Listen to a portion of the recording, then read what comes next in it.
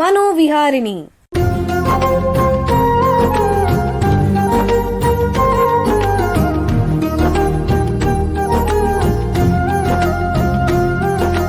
ಬೆಂಗಳೂರಿನ ನಿಮ್ಹಾನ್ಸ್ ವತಿಯಿಂದ ಮಾನಸಿಕ ಆರೋಗ್ಯ ಮತ್ತು ನರವಿಜ್ಞಾನ ಕುರಿತ ಪ್ರಾಯೋಜಿತ ಶಿಕ್ಷಣ ಮಾಲಿಕೆ.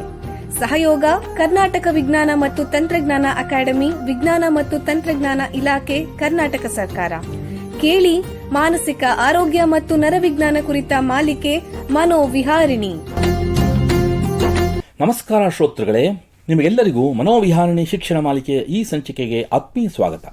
ಹಿಂದಿನ 4 ಸಂಚಿಕೆಗಳಲ್ಲಿ ಮಕ್ಕಳ ಮಾನಸಿಕ ಆರೋಗ್ಯ ಮತ್ತು ಮಕ್ಕಳಲ್ಲಿ ಕಂಡುಬರುವಂತಹ ಮಾನಸಿಕ ಅಸ್ವಸ್ಥತೆಗಳು ಮತ್ತು ನರಮಂಡಲದ ಕಾಯಿಲೆಯ ಬಗ್ಗೆ ತಿಳ್ಕೊಂಡ್ವಿ. ಇಂದಿನಿಂದ ಮುಂದಿನ ಸಂಚಿಕೆಗಳಲ್ಲಿ ಹದಿಹರೆಯದವರ ಮಾನಸಿಕ ಆರೋಗ್ಯ ಮತ್ತು ಸಮಸ್ಯೆಗಳ ಬಗ್ಗೆ ತಿಳ್ಕೊಳ್ಳೋಣ. ಪರಿಚಯದವರೊಬ್ಬರು ನನ್ನ ಹತ್ರ ತಮ್ಮ ಮನೆ ಪರಿಸ್ಥಿತಿ ಬಗ್ಗೆ ಪೇಚಾಡ್ಕೋತಾ ಇದ್ದರು. ನನ್ನ ಮಗನಿಗೆ 15 ವರ್ಷ, ನನ್ನ ಮಾತೇ ಕೇಳೋದಿಲ್ಲ ಸರ್. ಹುಡುಗ ವಯಸ್ಸಿನ ಪ್ರಭಾವ ಅನಿಸುತ್ತೆ. ಪ್ರತಿಯೊಂದು ಮಾತಿಗೂ ಎದುರುತ್ತರ ಕೊಡ್ತಾನೆ. ನನಗೇನು ಗೊತ್ತೇ ಇಲ್ಲ, ಅವನಿಗೆ ಎಲ್ಲ ಗೊತ್ತಿದೆ, ತುಂಬ ಜೀವನಾನುಭವ ಇದೆ ಅನ್ನೋ ಥರ ಆಡ್ತಾನೆ. ನಾನೇನಾದರೂ ಧ್ವನಿ ಎತ್ತರಿಸಿದ್ರೆ ಕೋಪ ಮಾಡಿಕೊಂಡು ತನ್ನ ರೂಮ್ಗೆ ಹೋಗಿ ದಬ್ ಅಂತ ಬಾಗ್ಲಾಕೊಂಡ್ಬಿಡ್ತಾನೆ. ಈ ವಯಸ್ಸೇ ಒಂಥರ ಏಡ್ಬಿಡಂಗಿ. ಅವರು ಹೇಳುವ ಮಾತು ನಿಮ್ಮಲ್ಲಿ ಹಲವರಿಗೆ ಅನುಭವ ಆಗಿರಬೇಕಲ್ವೇ? ವಿಶ್ವ ಆರೋಗ್ಯ ಸಂಸ್ಥೆಯ ಪ್ರಕಾರ ಅಡೋಲಸೆಂಟ್ಸ್ ಅಂದರೆ ಹದಿಹರೆಯದವರು ಅಂದರೆ ಸುಮಾರು 10 ರಿಂದ 12 ವರ್ಷದಿಂದ ಹಿಡಿದು 19 ವರ್ಷದ ವಯಸ್ಸಿನವರು ಅಂತ ಅರ್ಥ. ಮನುಷ್ಯನ ಜೀವನದಲ್ಲಿ ಇದೊಂದು ಮುಖ್ಯವಾದ ಭಾಗ. ಹದಿಹರೆಯದಲ್ಲಿ ದೈಹಿಕ ಮತ್ತು ಮಾನಸಿಕ ಮತ್ತು ಮನೋಸಾಮಾಜಿಕ ಬೆಳವಣಿಗೆ ವೇಗವಾಗುತ್ತಂತೆ. ಈ ಸಮಯದಲ್ಲಿ ವ್ಯಕ್ತಿಯಲ್ಲಿ ಆಲೋಚನೆ, ತರ್ಕ ಮತ್ತು ಕೌಶಲ್ಯಗಳ ಅಭಿವೃದ್ಧಿ ಆಗೋ ಸಮಯ. ಅವರು ಸಾಮಾಜಿಕ ಜವಾಬ್ದಾರಿ, ಸಂಬಂಧಗಳು, ಹೆಚ್ಚಿನ ಸ್ವಾತಂತ್ರ್ಯಗಳನ್ನು ಬೆಳೆಸ್ಕೋತಾರಂತೆ. ಇದಕ್ಕೆ ತಕ್ಕಂತೆ ಅವರ ಮೆದುಳಿನ ರಚನೆ, ವಿವಿಧ ಭಾಗಗಳ ನಡುವಿನ ಸಂಪರ್ಕಗಳಲ್ಲಿ ಬದಲಾವಣೆ, ದೇಹದಲ್ಲಿ ಹಾರ್ಮೋನುಗಳ ವ್ಯತ್ಯಾಸ ಇತ್ಯಾದಿ ಆಗ್ತಾ ಇರುತ್ತಂತೆ. ಈ ವಯಸ್ಸು ಅವರ ದೈಹಿಕ ಮತ್ತು ಮಾನಸಿಕ ಆರೋಗ್ಯಕ್ಕೆ ಉತ್ತಮ ಅಡಿಪಾಯ ಹಾಕುವ ಸಮಯ ಕೂಡ. ಈ ಸಮಯದಲ್ಲಿ ಉತ್ತಮ ಆಹಾರ, ಶಿಕ್ಷಣ, ವ್ಯಾಯಾಮ, ನಿದ್ರೆ, ಕುಟುಂಬ ಮತ್ತು ಶಾಲೆಗಳ ಬೆಂಬಲ ಇತ್ಯಾದಿ ಅಂದರೆ ಒಟ್ಟಾರೆ ಅವರ ಯೋಗಕ್ಷೇಮ ಬಹಳ ಮುಖ್ಯ.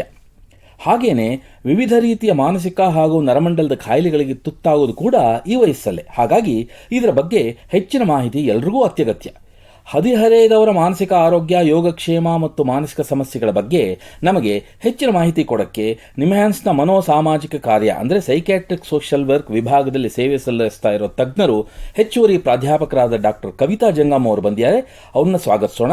ನಮಸ್ಕಾರ ಡಾಕ್ಟರ್ ಕವಿತಾ ಜಂಗಮ್ ಅವರೇ. ನಮಸ್ಕಾರ ಸರ್. ನಿಮಗೆ ಈ ಕಾರ್ಯಕ್ರಮಕ್ಕೆ ಸ್ವಾಗತ. ಡಾಕ್ಟರ್ ಕವಿತಾ ಅವರೇ, ನಿಮಗೆ ಮೊದಲನೇ ಪ್ರಶ್ನೆ ಏನಂದರೆ, ಮಾನಸಿಕ ಆರೋಗ್ಯ ಮತ್ತು ಯೋಗಕ್ಷೇಮದ ಬಗ್ಗೆ ಎಲ್ಲೆಡೆ ತುಂಬ ಒತ್ತು ನೀಡಲಾಗ್ತಾ ಇದೆ. ಈ ಹದಿಹರೆಯದವರಲ್ಲಿ ಇದು ಯಾಕೆ ಮುಖ್ಯ ಆಗುತ್ತೆ ಸರ್? ನೀವು ಇಂಟ್ರೊಡಕ್ಷನ್ನಲ್ಲಿ ಈ ವಯಸ್ಸು ಮಕ್ಕಳು ಅಂದರೆ ಹದಿಹರೆಯದರ ವರ್ಗ ತುಂಬ ಚೆನ್ನಾಗಿ ಮಾತಾಡಿದಾರೆ. ಓಕೆ, ಅವ್ರಲ್ಲಿ ಇರೋದು ಬೆಳವಣಿಗೆ, ಸಾಮಾಜಿಕ ಇಲ್ಲಾಂದ್ರೆ ಮಾನಸಿಕ, ಸೆಕ್ಷುವಲ್ ಬೆಳವಣಿಗೆ ಬಗ್ಗೆ ಈಗ ನಾವು ಜಾಸ್ತಿ ಮಾತಾಡ್ತಾ ಇದ್ದೀವಿ. ಈ ಮಕ್ಕಳಿನಲ್ಲಿ ಈಗ ತುಂಬಾ ಚೇಂಜಸ್ ಆಗ್ತಾ ಇದೆ, ಮಾನಸಿಕವಾಗಿ, ಸಾಮಾಜಿಕವಾಗಿ, ಇಲ್ಲಾಂದ್ರೆ ಸೆಕ್ಷುವಾಲಿಟಿವಾಗಿ ಕೂಡ ನೀವು ಹೇಳ್ಬೋದು. ಆಯ್ತಾ? ಸೊ ಈಗ ಏನಾಗ್ತಾ ಇದೆ, ಇವರದು ನಲ್ಲಿ ಇರೋದು ಚೇಂಜಸ್, ಬದಲಾವಣೆ ಅವರು ಅಮ್ಮ ಅಪ್ಪಗೆ, ಅವ್ರ ಪೇರೆಂಟ್ಸ್ಗೆ ಅರ್ಥ ಮಾಡೋಕ್ಕಾಗಲ್ಲ. ತುಂಬ ಬೇಗ ಬದಲಾವಣೆ ಆಗ್ತಾ ಇದೆ, ತುಂಬ ಬೇಗ ಬೆಳವಣಿಗೆ ಆಗ್ತಾ ಇದೆ. ಫಾರ್ ಎಕ್ಸಾಂಪಲ್, ಈಗ 11 ಇಯರ್ ಹುಡುಗ ಹುಡುಗಿ ಇಲ್ಲಾಂದರೆ 10 ವರ್ಷ ಹುಡುಗ ಹುಡುಗಿ ರೊಮ್ಯಾಂಟಿಕ್ ರಿಲೇಶನ್ಶಿಪ್, ಸೆಕ್ಷುವಲ್ ರಿಲೇಶನ್ಶಿಪ್ ಬಗ್ಗೆ ಮಾತಾಡ್ತಾ ಇದ್ದಾರೆ. ಅದು ಅವ್ರ ಪೇರೆಂಟ್ಸ್ಗೆ ಅರ್ಥ ಆಗ್ತಾ ಇದೆ. ಹಿಂದಿನ ಪೀಳಿಗೆ ಅವರಿಗೆಲ್ಲ ಹೊಸದು, ಮುಕ್ತವಾಗಿ ಏನು ಚರ್ಚೆ ಮಾಡ್ತಿರಲಿಲ್ಲ. ಈಗ ಈ ರೀತಿ ಮಾತಾಡೋದು ಬಹಳ ಕಷ್ಟ ಆಗ್ತಿದೆ. ಅದು ಒಂದು ಸಮಸ್ಯೆ. ಜನರೇಷನ್ ಗ್ಯಾಪ್ ತುಂಬಾ ಜಾಸ್ತಿ ಆಗ್ತಾ ಇದೆ. ಸೊ ಫಾರ್ ಎಕ್ಸಾಂಪಲ್, ಈಗ ಮಕ್ಕಳು ಮೊಬೈಲ್ ಫೋನ್, ಸೋಷಿಯಲ್ ಮೀಡಿಯಾ ತುಂಬಾ ಈಸಿಯಾಗಿ ಯೂಸ್ ಮಾಡ್ತಾ ಇದ್ದಾರೆ. ಅದು ಅವ್ರ ಅಮ್ಮ ಅಪ್ಪ ಇಲ್ಲ ಪೇರೆಂಟ್ಸ್ಗೆ ಅರ್ಥ ಅವ್ರಿಗಾಗಲ್ಲ. ಹಿಂದಿನ ಪೀಳಿಗೆ ಅವ್ರಿಗೆ ಇವೆಲ್ಲ ಇರ್ಲಿಲ್ವಲ್ಲ. ಅವ್ರ ಅಜ್ಜಿ ತಾತ ಇರ್ಬೋದು, ತಂದೆ ತಾಯಿಗೆ ಇವೆಲ್ಲ ಗೊತ್ತಾಗ್ತಿಲ್ಲ. ಅದರಿಂದನೂ ಅಂತರ ಬೆಳೀತಾ ಇದೆ. ಅದು ಸಮಸ್ಯೆ ಆಗ್ತಿದೆ ಅಂತ ಹೇಳ್ತೀರಾ? ಇನ್ನೊಂದು ಕಾರಣ ಏನಂದ್ರೆ, ಈಗ ಈ ಮಕ್ಕಳದು ಜೀವನದಲ್ಲಿ ಶಾಲೆಯಲ್ಲಿ ತುಂಬಾ ಬದಲಾವಣೆ ಆಗ್ತಾ ಇದೆ. ತುಂಬಾ ಕಾಂಪಿಟೇಟಿವ್ ಎಕ್ಸಾಮ್ಸ್, ತುಂಬಾ ಕಾಂಪಿಟೇಟಿವ್ ಸಿಲೆಬಸ್ ಆಗ್ತಾ ಇದೆ. ಈಗ 6th ಸ್ಟ್ಯಾಂಡರ್ಡ್ ಇಂದಾನೇ ಈ ಮಕ್ಕಳಿಗೆ ಅವರು ಕರಿಯರ್ ಬಗ್ಗೆ ಯೋಚನೆ ಮಾಡಬೇಕು. ನಾನು ಇಂಜಿನಿಯರಿಂಗ್ ಮಾಡಬೇಕಾ, ಇಲ್ಲಾಂದ್ರೆ ಮೆಡಿಸಿನ್ ಮಾಡಬೇಕು, ನೀಟ್ ಪ್ರಿಪರೇಷನ್ ಮಾಡಬೇಕು, ITI, PU colleges are becoming more integrated ಅಂದ್ರೆ JEE ಇಂಟಿಗ್ರೇಷನ್ ಆ ತರಾನೇ. ಅಂದ್ರೆ ಮೊದಲೇ ನಿರ್ಧಾರ ಮಾಡ್ಬಿಡ್ಬೇಕು ಇವ್ರು ಚಿಕ್ಕ ಹುಡುಗರಾಗಿದ್ದಾಗ್ಲೇನೆ, ನಾನು ಇಂಜಿನಿಯರಿಂಗ್ ಹೋಗ್ತೀನಾ ಅಥವಾ ಆರ್ಟ್ಸ್ ತಗೋತೀನ, ಕಾಮರ್ಸ್, ಆ ಒಂದು ಒತ್ತಡ ಇರೋದ್ರಿಂದನೂ ಸಮಸ್ಯೆ ಜಾಸ್ತಿ ಆಗ್ತಿದೆ ಹದಿಹರೆಯದವರಲ್ಲಿ ಅಂತ ಹೇಳ್ತಿದ್ದೀರಾ. ಇನ್ನೊಂದು ಕಾರಣ ನೀವು ನೋಡಿದ್ರೆ, ಈಗ ಕೋವಿಡ್ ಆದ್ಮೇಲೆ ಸ್ಪೆಷಲಿ ನಮ್ಗೆ ಎಲ್ಲರಿಗೂ ಗೊತ್ತು, ಆನ್ಲೈನ್ ಎಜುಕೇಶನ್ ಇಂದ ಈ ಮಕ್ಕಳದಲ್ಲಿ ಸೋಷಿಯಲ್ ಮೀಡಿಯಾ ಇನ್ಫ್ಲೂಯೆನ್ಸ್ ತುಂಬಾ ಜಾಸ್ತಿ ಆಗಿದೆ. ಸೊ ಈಗ social media influence, for example use of Instagram, Facebook, ಇನ್ನು ತುಂಬಾ ಜಾಸ್ತಿ ಸೋಷಿಯಲ್ ಮೀಡಿಯಾ ಇನ್ಫ್ಲೂಯೆನ್ಸಸ್ ಇದೆ.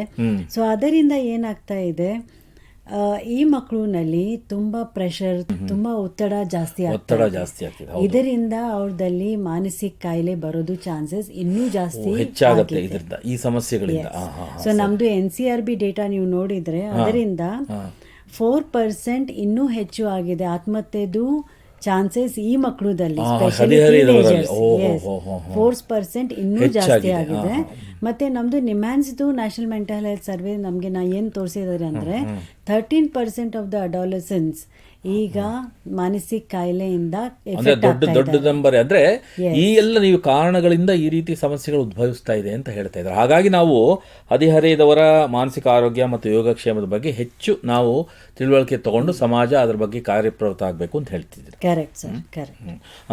ಈಗ ಒಂದು ಸಣ್ಣ ವಿರಾಮ ತಗೊಳ್ಳೋಣ. ನಂತರ ಹದಿಹರೆಯದವರ ಮಾನಸಿಕ ಆರೋಗ್ಯ ಮತ್ತು ಸಮಸ್ಯೆಗಳ ಬಗ್ಗೆ ಚರ್ಚೆಯನ್ನು ಮುಂದುವರಿಸೋಣ. ಬೆಂಗಳೂರಿನ ನಿಮ್ಹಾನ್ಸ್ ಮಾನಸಿಕ ಆರೋಗ್ಯ ಮತ್ತು ನರವಿಜ್ಞಾನ ಕ್ಷೇತ್ರದಲ್ಲಿ ಹೆಸರುವಾಸಿ. ಶ್ರೇಷ್ಠ ಗುಣಮಟ್ಟದ ಔಷಧೋಪಚಾರ, ಸಂಶೋಧನೆ ಮತ್ತು ತರಬೇತಿ ಇವೇ ನಿಮ್ಹಾನ್ಸ್ನ ಪ್ರಮುಖ ಧ್ಯೇಯಗಳು.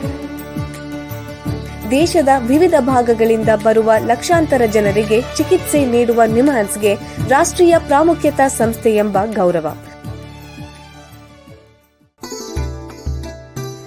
ಚಿಕಿತ್ಸೆ ಮತ್ತು ವೈದ್ಯಕೀಯ ಸೇವೆಗಳ ಜೊತೆಯಲ್ಲಿ ನರರೋಗ ಮತ್ತು ಮನೋವೈದ್ಯಕೀಯ ಪುನರ್ವಸತಿ ಸೇವೆಗಳು, ಸಮುದಾಯ ಮಟ್ಟದ ಆರೋಗ್ಯ ಕಾರ್ಯಕ್ರಮಗಳನ್ನು ನಡೆಸುವುದು ಹಾಗೂ ಜನಜಾಗೃತಿ ಮೂಡಿಸುವ ಕೆಲಸಗಳಲ್ಲಿ ಸಕ್ರಿಯವಾಗಿದೆ ನಿಮ್ಹಾನ್ಸ್. ಈ ನಿಟ್ಟಿನಲ್ಲಿ ಆಕಾಶವಾಣಿಯ ಶ್ರೋತೃಗಳಿಗೆ ನರಮಂಡಲ ಮತ್ತು ಮಾನಸಿಕ ಆರೋಗ್ಯದ ಬಗ್ಗೆ ಉಪಯುಕ್ತ ಮಾಹಿತಿ ನೀಡುವುದೇ ಕರ್ನಾಟಕ ವಿಜ್ಞಾನ ಮತ್ತು ತಂತ್ರಜ್ಞಾನ ಅಕಾಡೆಮಿಯ ಸಹಯೋಗದೊಂದಿಗೆ ಮೂಡಿಬರುತ್ತಿರುವ ಈ ಮನೋವಿಹಾರಿಣಿ ಶಿಕ್ಷಣ ಮಾಲಿಕೆಯ ಮೂಲ ಉದ್ದೇಶ. ವಿರಾಮದ ನಂತರ ಮನೋವಿಹಾರಣಿಯ ಈ ಸಂಚಿಕೆಗೆ ನಿಮಗೆಲ್ಲರಿಗೂ ಮತ್ತೊಮ್ಮೆ ಸ್ವಾಗತ. ವಿರಾಮಕ್ಕೆ ಮುಂಚೆ ಹದಿಹರೆಯದವರ ಮಾನಸಿಕ ಆರೋಗ್ಯ ಯೋಗಕ್ಷೇಮದ ಬಗ್ಗೆ ನಿಮ್ಹಾನ್ಸ್ನ ತಜ್ಞರಾದ ಡಾಕ್ಟರ್ ಕವಿತಾ ಜಂಗಮ್ ಅವರ ಹತ್ರ ಮಾತಾಡ್ತಾ ಇದ್ವಿ. ಈಗ ಈ ಚರ್ಚೆನ ಮುಂದುವರಿಸೋಣ. ಡಾಕ್ಟ್ರೇ, ಹದಿಹರೆಯದವರ ಮೇಲೆ ಪರಿಣಾಮ ಬೀರುವಂತಹ ಈ ಮಾನಸಿಕ ಅಸ್ವಸ್ಥತೆಗಳು ಯಾವುವು, ದಯವಿಟ್ಟು ತಿಳಿಸ್ಕೊಡಿ. ನಮ್ದು ನಿಮ್ಹಾನ್ಸ್ನಲ್ಲಿ ಚೈಲ್ಡ್ ಸೈಕ್ಯಾಟ್ರಿ ಒಪಿಡಿ ಇದೆ. ನಾವು ಏನ್ ನೋಡ್ತಾ ಇದೀವಿ ಅಂದ್ರೆ, ಕೋವಿಡ್ ಆದ್ಮೇಲೆ, ಸ್ಪೆಷಲಿ ಪ್ಯಾಂಡಿಕ್ ಆದ್ಮೇಲೆ, 2020 ಆದ್ಮೇಲೆ ಈಗ ನಮ್ಮ ಒಪಿಡಿನಲ್ಲಿ ಈ ಮಕ್ಕಳದು ಸಂಖ್ಯೆ ತುಂಬಾ ಜಾಸ್ತಿ ಆಗಿದೆ. 50-60 ಪರ್ ಡೇ ಮಕ್ಕಳು ಬರ್ತಾ ಇತ್ತು ಕೋವಿಡ್ ಮುಂಚೆನೆ. ಈಗ ನೀವು ನೋಡಿದ್ರೆ ಅಟ್ಲೀಸ್ಟ್ ಮಿನಿಮಮ್ 150 ಮಕ್ಕಳು ಡೈಲಿ ಬರ್ತಾರೆ. ಪ್ಯಾರೆಂಟ್ಸ್ ಏನ್ ಪ್ರಾಬ್ಲಮ್ಸ್ ಹೇಳ್ತಾ ಇದ್ದಾರೆ ಅಂದ್ರೆ, ಒಂದು ಅದು ಮಾನಸಿಕ ಕಾಯಿಲೆ ಹೇಳಕ್ಕಾಗಲ್ಲ, ಬಟ್ ಮಾನಸಿಕ ಪ್ರಾಬ್ಲಮ್ಸ್, ಅದು ಎಮೋಷನಲ್ ಪ್ರಾಬ್ಲಮ್ಸ್ ಅಂತ ನಾವು ಹೇಳ್ತೀವಿ. ಎಮೋಷನಲ್ ಬಿಹೇವಿಯರ್ ಪ್ರಾಬ್ಲಮ್ಸ್, ಭಾವನಾತ್ಮಕ ಪ್ರಾಬ್ಲಮ್ಸ್ ಹೇಳ್ಬೋದು. ಚಿಕ್ಕ ಚಿಕ್ಕ ವಿಷಯದಲ್ಲಿ ತುಂಬಾ ಕೋಪ ಮಾಡ್ತಾರೆ. ಪ್ಯಾರೆಂಟ್ಸ್ ಜೊತೆಗೆ ಮಾತಾಡ್ಲಿಕ್ಕೆ ಅವ್ರಿಗೆ ಇಷ್ಟ ಆಗಲ್ಲ. ಪ್ಯಾರೆಂಟ್ಸ್ ಜೊತೆಗೆ ತುಂಬಾ ಜಗಳ ಆಗ್ತಾ ಇದೆ.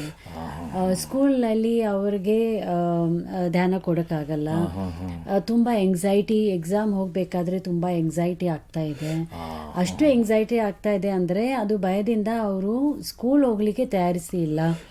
ಆ ತರನೇ ಪ್ರಾಬ್ಲಮ್ಸ್ ಕಾಮನ್ ಆಗಿ ಪ್ಯಾರೆಂಟ್ಸ್ ಹೇಳ್ತಾರೆ. ಇನ್ನೊಂದು ತುಂಬಾ ಮುಖ್ಯವಾಗಿ ಪ್ಯಾರೆಂಟ್ಸ್ ನಮ್ಗೆ ಏನ್ ಹೇಳ್ತಾರೆ ಅಂದ್ರೆ, ಸ್ಕ್ರೀನ್ ಟೈಮ್ ಮಕ್ಕಳದಲ್ಲಿ ತುಂಬಾ ಜಾಸ್ತಿ, ಸ್ಪೆಷಲಿ ಈ ವಯಸ್ಸದಲ್ಲಿ ನಮ್ದು ಟೀನೇಜರ್ಸ್ ನಲ್ಲಿ ಸ್ಕ್ರೀನ್ ಟೈಮ್ ತುಂಬಾ ಜಾಸ್ತಿ. ಸ್ಕ್ರೀನ್ ಟೈಮ್ ಅಂತಂದ್ರೆ ಮೊಬೈಲ್ ನೋಡೋ, ವ್ಯಾಯಾಮ ಮಾಡೋ ಸಮಯ. Mobile some of the children ಮಕ್ಕಳು 10 hours 12 hours ದಿನಕ್ಕೆ 10-12 ಗಂಟೆ ಮೊಬೈಲ್ ನೋಡ್ತಾರೆ. 10 ಗಂಟೆ ಮೊಬೈಲ್ ನೋಡ್ತಾರೆ. ನೈಟ್ ಸರಿಯಾಗಿ ನಿದ್ರೆ ಮಾಡ್ತಾ ಇಲ್ಲ, ಚೆನ್ನಾಗಿ ಊಟ ಮಾಡ್ತಾ ಇಲ್ಲ, ತುಂಬಾ ಒಂಟಿಯಾಗಿ ಇರ್ತಾರೆ, ಯಾರ ಜೊತೆಗೆ ಮಾತಾಡ್ಲಿಕ್ಕೆ ಇಷ್ಟಪಡ್ತಾ ಇಲ್ಲ. ಮತ್ತೆ ಇನ್ನೊಂದು ತುಂಬಾ ಕಾಮನ್ ಆಗಿ ನಾವು ಸ್ಕೂಲ್ಸ್ ನಲ್ಲಿ, ಕಾಲೇಜ್ ನಲ್ಲಿ ಪ್ರಾಬ್ಲಮ್ಸ್ ನೋಡ್ತಾ ಇದ್ದೇವೆ. ಅದು ಏನಂದ್ರೆ ಸೆಲ್ಫ್ ಹಾರ್ಮ್. ಸೆಲ್ಫ್ ಹಾರ್ಮ್ ಅಂದ್ರೆ ಈ ಮಕ್ಕಳು ಅವರಿಗೆ ತುಂಬಾ ಗಾಯ ಮಾಡ್ಕೊಳ್ಳೋದು, ಆ ತರನೇ ಪ್ರಾಬ್ಲಮ್ಸ್ ಟೀಚರ್ಸ್ ರಿಪೋರ್ಟ್ ಮಾಡ್ತಾ ಇದ್ದಾರೆ. ಸೊ ಈ ಪ್ರಾಬ್ಲಮ್ಸ್ ಈಗ ಮಕ್ಕಳಿನಲ್ಲಿ ತುಂಬಾ ಕಾಣಿಸ್ತಾ ಇದೆ. ಕಾಣಿಸ್ತಾ ಇದೆ. ಇದು ನಾವು ಮಾನಸಿಕ ಕಾಯಿಲೆ ಅಂತ ಹೇಳಕ್ಕಾಗಲ್ಲ, ಸಮಸ್ಯೆ. ಏನಂದ್ರೆ ಮಕ್ಕಳಿಗೆ ಏನಾದ್ರೂ ಮನಸ್ಸಿನಲ್ಲಿ ಕಷ್ಟ ಇದೆ, ಅದು ಅವ್ರಿಗೆ ಹೇಳಕ್ಕಾಗಲ್ಲ. ಅದರಿಂದಾನೇ ಇದು ಕೋಪ ಮಾಡೋದು, ಸಿಟ್ಟು ಮಾಡೋದು, ಸೆಲ್ಫ್ ಹಾರ್ಮ್ ಮಾಡೋದು, ಆತ್ಮಹತ್ಯೆದು ಯೋಚನೆ ಬರೋದು, ಇದು ಪ್ರಾಬ್ಲಮ್ಸ್ ಅವ್ರಲ್ಲಿ ತುಂಬಾ ಕಾಮನ್ ಆಗಿ ನಮ್ಗೆ ಈಗ ಕಾಣಿಸ್ತಾ ಇದೆ. ಇದನ್ನ ತಡೆಗಟ್ಟಕ್ಕೆ ಸಾಧ್ಯವೇ? ಹೇಗ್ ಮಾಡ್ಬೋದು, ಏನ್ ಮಾಡ್ಬೋದು? ಖಂಡಿತವಾಗಿ ಮಾಡ್ಬೋದು. ಪ್ರಿವೆನ್ಷನ್ ಪ್ರೋಗ್ರಾಮ್ಸ್ ಈಗ ತುಂಬಾ ಇಂಪಾರ್ಟೆಂಟ್ ಇದೆ. ನಾವು ಸ್ಕೂಲ್ನಲ್ಲಿ ಇಲ್ಲಾಂದ್ರೆ ಕಮ್ಯುನಿಟಿದಲ್ಲಿ ಪೇರೆಂಟ್ಸ್ ಜೊತೆಗೆ, ಟೀಚರ್ಸ್ ಜೊತೆಗೆ, ಈ ಸ್ಟೂಡೆಂಟ್ಸ್ ಜೊತೆಗೆ ನಾವು ಖಂಡಿತವಾಗಿ ಈ ಪ್ರಮೋಟಿವ್ ಪ್ರೋಗ್ರಾಮ್ಸ್ ಮಾಡಿದ್ರೆ ಖಂಡಿತವಾಗಿ ಈ ಪರ್ಸೆಂಟೇಜ್ ನಾವು ಕಮ್ಮಿ ಮಾಡ್ಬೋದು. ಈ ಪ್ರೋಗ್ರಾಮ್ಸ್ಗೆ ನಾವು ಸ್ಕೂಲ್ ಮೆಂಟಲ್ ಹೆಲ್ತ್ ಪ್ರೋಗ್ರಾಮ್ಸ್ ಅಂತ ಹೇಳ್ತೀವಿ. ಈಗ ಏನಾಗ್ತಾ ಇದೆ, ಸ್ಕೂಲ್ಸ್ನಲ್ಲಿ ಮೆಂಟಲ್ ಹೆಲ್ತ್ ಇಲ್ಲಾಂದ್ರೆ ಮಾನಸಿಕ ಪ್ರಾಬ್ಲಮ್ಸ್ ಬಗ್ಗೆ ಮಾತಾಡಕ್ಕೆ ಹೋಗದಿದ್ರೆ ಟೀಚರ್ಸ್ಗೆ ಭಯ ಆಗುತ್ತೆ. ನಮ್ಮ ಸ್ಕೂಲ್ನಲ್ಲಿ ಈ ಥರನೇ ಏನಿಲ್ಲ, ನನ್ನ ಮಕ್ಕಳು ಎಲ್ಲ ಚೆನ್ನಾಗಿದ್ದಾರೆ ಹಂಗೆ ಹೇಳ್ತಾರೆ. ಫಾರ್ ಎಕ್ಸಾಂಪಲ್ ಸಬ್ಸ್ಟೆನ್ಸ್ ಅಬ್ಯೂಸ್, ತುಂಬಾ ಮಕ್ಕಳು ಈಗ ಸ್ಮೋಕಿಂಗ್ ಎಲ್ಲ ಮಾಡ್ತಾರೆ. ಬಟ್ ನಾವು ಸ್ಕೂಲ್ನಲ್ಲಿ ಹೋದ್ರೆ ಇಲ್ಲ, ನಮ್ಮ ಸ್ಕೂಲ್ನಲ್ಲಿ ತೊಂದರೆ ಇಲ್ಲ, ನಮ್ಮ ಮಕ್ಕಳು ತುಂಬಾ ಚೆನ್ನಾಗಿದ್ದಾರೆ. So school mental health program ಆಗಿ ನಾವು preventive program, for example life skill education program, stress management, ಮಕ್ಕಳಿಗೆ, ಟೀಚರ್ಸ್ಗೆ, ಪೇರೆಂಟ್ಸ್ಗೆ ಸೆನ್ಸಿಟೈಸೇಷನ್ ಮಾಡೋದು ತುಂಬಾ ಇಂಪಾರ್ಟೆಂಟ್ ಇದೆ. ಈ ತರ ಸಮಸ್ಯೆಗಳಿದ್ದಾಗ ಯಾವ ತರದ ಚಿಕಿತ್ಸೆ ಇದೆಯಾ ಈ ರೀತಿ ಮಾನಸಿಕ ಸಮಸ್ಯೆಗಳಾದ್ರೆ? ಎಸ್ ಸರ್, ಚಿಕಿತ್ಸೆ ಇದೆ. ಸೊ ನಮ್ದು ನಿಮ್ಹಾನ್ಸ್ನಲ್ಲಿ child and adolescent psychiatry unit ಇದೆ. ಅದು ಔಟ್ ಪೇಷಂಟ್ ಮತ್ತೆ ಇನ್ ಪೇಷಂಟ್. ಸೊ ನಾವು ಅಡ್ಮಿಷನ್ಗೋಸ್ಕರ ಮಕ್ಕಳಿಗೆ ವಾರ್ಡ್ಸ್ ಇದೆ, ಮತ್ತೆ ಡೈಲಿ OPD ಇದೆ. ತುಂಬಾ ಜಾಸ್ತಿ ಪ್ರಾಬ್ಲಮ್ ಇದೆ, ತಡೆಯಕ್ಕಾಗಲ್ಲ, ಮ್ಯಾನೇಜ್ ಮಾಡೋಕ್ಕಾಗಲ್ಲ. ಪೇರೆಂಟ್ಸ್ಗೆ ತುಂಬಾ ಕಷ್ಟ ಆಗ್ತಾ ಇದೆ, ಮಕ್ಕಳಿಗೆ ತುಂಬಾ ಕಷ್ಟ ಆಗ್ತಾ ಇದೆ, ಸ್ಕೂಲ್ ಹೋಗಕ್ಕಾಗಲ್ಲ, ತುಂಬಾ ಭಯ ಆಗ್ತಾ ಇದೆ, ಸೆಲ್ಫ್ ಹಾರ್ಮ್, ಸ್ಯೂಸೈಡ್, ಆ ತರಾನೇ ಪ್ರಾಬ್ಲಮ್ಸ್ ಇದ್ರೆ ಖಂಡಿತವಾಗಿ ಅವರು mental health professional, child psychiatrist ನೋಡ್ಬೇಕು. ಆಯ್ತಾ? ತುಂಬಾ ಕಮ್ಮಿ ಪ್ರಾಬ್ಲಮ್ ಇದೆ. ನಾವು ಕೌನ್ಸಿಲಿಂಗ್, ಥೆರಪಿ ಏನಾದರೂ ಮಾಡಿಕೊಂಡು ಏನಾದರೂ ಸರಿ ಮಾಡಬೇಕಾದ್ರೆ ನಾವು ಸ್ಕೂಲ್ನಲ್ಲಿ ಹೋಗಿ ಕೌನ್ಸಿಲಿಂಗ್ ಮಾಡ್ಬೋದು. ಚಿಕಿತ್ಸೆ ಇದೆ ಖಂಡಿತ. ಅದು ಪೇರೆಂಟ್ಸು, ಟೀಚರ್ಸು ಅದ್ರ ಬಗ್ಗೆ ಅವೇರ್ನೆಸ್ ಮಾಡಬೇಕು, ಅವರು ಸ್ಟೂಡೆಂಟ್ಸ್ಗೆ ರೆಫರ್ ಮಾಡಲೇಬೇಕು. ಸರಿ, ನೀವು ಹೇಳೋ ಪ್ರಕಾರ ಈಗ ಇಲ್ಲಿ ಸಹಾಯ ಪಡ್ಕೋಬೇಕು ಯಾರಾದರೂ ಕೇಳಿದ್ರು ಅಂತಂದ್ರೆ, ಒಂದು ನಿಮ್ಹಾನ್ಸ್ಗೆ ಬಂದು ಇಲ್ಲಿ ನುರಿತ ತಜ್ಞರ ಹತ್ರ ಮಾತಾಡ್ಬೋದು, ಅಥವಾ ಸ್ಕೂಲ್ ಮೆಂಟಲ್ ಹೆಲ್ತ್ ಪ್ರೋಗ್ರಾಮ್ ಶಾಲೆಗಳ ಮಟ್ಟದಲ್ಲಿ ಮಾಡ್ಬೋದು. ಈಗ ಬೇರೆ ಜಿಲ್ಲೆಯಲ್ಲಿ ಎಲ್ಲೋ ಬೇರೆ ಕಡೆ ಇರ್ತಾರೆ, ಅವರು ಇದ್ರ ಬಗ್ಗೆ ಸಹಾಯ ಪಡಿಬೇಕು ಅಂದ್ರೆ ಎಲ್ಲಿಗೆ ಹೋಗ್ಬೋದು? ಸರ್, ನಮಗೆ ಗೊತ್ತು ನಿಮ್ಹಾನ್ಸ್ ಬರ್ಲಿಕ್ಕೆ ಇಲ್ಲಾಂದ್ರೆ ಯಾವುದೋ ಒಂದು ಮೆಂಟಲ್ ಹಾಸ್ಪಿಟಲ್ ಹೋಗ್ಲಿಕ್ಕೆ ಜನ ತುಂಬಾ ಭಯ ಪಡ್ತಾರೆ, ಸ್ಟಿಗ್ಮಾ ಇದೆ, ನಾವು ಹೆಂಗ್ ಹೋಗೋದು ನಿಮ್ಹಾನ್ಸ್. ಅದಕ್ಕೋಸ್ಕರ ನಿಮ್ಹಾನ್ಸ್ ಇಂದಾನೆ NIMHANS centre for well-being BTM layout ಅಲ್ಲಿ ಇದೆ. ಸೊ ಅಲ್ಲಿ ನಮ್ದು ಒಂದು parent and child well-being clinic every Saturday ನಾವು ನಡ್ತಾ ಇದ್ದೀವಿ.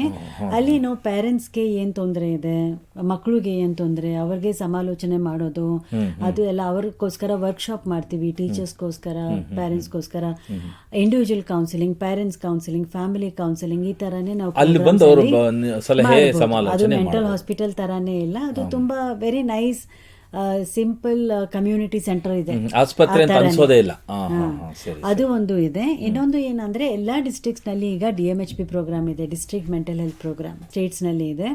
ಅಲ್ಲಿ ಹೋಗಿ ನಾವು ಹೆಲ್ಪ್ ತಗೋಬಹುದು. ಇನ್ನೊಂದು ನಮ್ದು ನಿಮ್ಹಾನ್ಸ್ ಇಂದ ಟೆಲಿಮಾನಸ್ ಪ್ರೋಗ್ರಾಮ್ ನಡೀತಾ ಇದೆ. ಟೆಲಿಫೋನ್ ಕೌನ್ಸಿಲಿಂಗ್ ಮಾಡಬಹುದು, ಆನ್ಲೈನ್ ಕೌನ್ಸಿಲಿಂಗ್ ಮಾಡಬಹುದು. ಇಲ್ಲಿಗೆ ಈ ಸಂಚಿಕೆ ಮುಗಿಸೋ ಸಮಯ ಆಗ್ತಾ ಇದೆ. ಡಾಕ್ಟರ್ ಕವಿತಾ ಜಂಗಮ್ ಅವರೇ, ಎಲ್ಲ ಕೇಳುಗರಿಗೆ ಹದಿಹರೆಯದವರ ಮಾನಸಿಕ ಆರೋಗ್ಯ, ಯೋಗಕ್ಷೇಮ ಮತ್ತು ಮಾನಸಿಕ ಸಮಸ್ಯೆಗಳ ಬಗ್ಗೆ ಉಪಯುಕ್ತ ಮಾಹಿತಿ ನೀಡಿದ್ದೀರಾ. ನಿಮಗೆ ಎಲ್ಲರ ಪರವಾಗಿ ಧನ್ಯವಾದಗಳು. ಶ್ರೋತೃಗಳೇ, ಮಾನಸಿಕ ಆರೋಗ್ಯ ಮತ್ತು ನರವಿಜ್ಞಾನದ ಬಗ್ಗೆ ಇನ್ನೂ ಹೆಚ್ಚಿನ ಮಾಹಿತಿಯೊಂದಿಗೆ ಮನೋವಿಹಾರಣೆಯ ಮುಂದಿನ ಸಂಚಿಕೆಯಲ್ಲಿ ಭೇಟಿಯಾಗೋಣ. ನಮಸ್ಕಾರ. ಇಲ್ಲಿಯವರೆಗೆ ಬೆಂಗಳೂರಿನ ನಿಮ್ಹಾನ್ಸ್ ವತಿಯಿಂದ ಮಾನಸಿಕ ಆರೋಗ್ಯ ಮತ್ತು ನರವಿಜ್ಞಾನ ಕುರಿತ ಪ್ರಾಯೋಜಿತ ಶಿಕ್ಷಣ ಮಾಲಿಕೆ ಮನೋವಿಹಾರಿಣಿ ಕೇಳಿದಿರಿ. ಸಹಯೋಗ ಕರ್ನಾಟಕ ವಿಜ್ಞಾನ ಮತ್ತು ತಂತ್ರಜ್ಞಾನ ಅಕಾಡೆಮಿ, ವಿಜ್ಞಾನ ಮತ್ತು ತಂತ್ರಜ್ಞಾನ ಇಲಾಖೆ, ಕರ್ನಾಟಕ ಸರ್ಕಾರ. ನೆರವು ಮಾನಸಿಕ ಆರೋಗ್ಯ ಶಿಕ್ಷಣ ವಿಭಾಗ, ನಿಮ್ಹಾನ್ಸ್ ಹಾಗೂ ನಿವೇದಿತಾ BS, ನಿಮ್ಹಾನ್ಸ್. ಸಂಗೀತ ಸಂಯೋಜನೆ ಕೆ ಕಲ್ಯಾಣ್. ಪರಿಕಲ್ಪನೆ, ನಿರೂಪಣೆ ಮತ್ತು ನಿರ್ಮಾಣ ಡಾಕ್ಟರ್ MM ಶ್ರೀನಿವಾಸ್ ಭರತ್, ನಿಮ್ಹಾನ್ಸ್. ನಿಮ್ಮ ಸಂದೇಶಗಳನ್ನು ಕಳಿಸಬೇಕಾದ ದೂರವಾಣಿ ಸಂಖ್ಯೆ 7899105524. 7899105524. ವಾಟ್ಸ್ಆಪ್ ಸಂದೇಶಗಳು ಮಾತ್ರ. ಈ ಕಾರ್ಯಕ್ರಮದ ಮುಂದಿನ ಸಂಚಿಕೆ ಮುಂದಿನ ವಾರ ಇದೇ ಸಮಯಕ್ಕೆ ಮನೋವಿಹಾರಿಣಿ ಮಾಲಿಕೆಯಲ್ಲಿ.